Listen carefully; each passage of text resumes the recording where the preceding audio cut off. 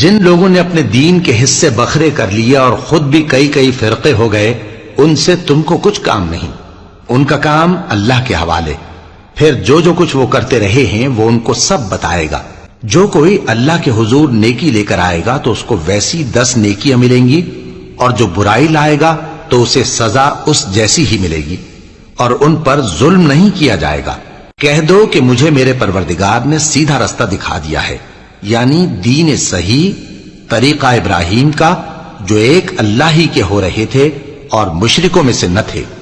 یہ بھی کہہ دو کہ میری نماز اور میری قربانی اور میرا جینا اور میرا مرنا سب اللہ رب العالمین ہی کے لیے ہے، جس کا کوئی شریک نہیں، اور مجھ کو اسی بات کا حکم ملا ہے، اور میں سب سے اول فرمانبردار ہوں۔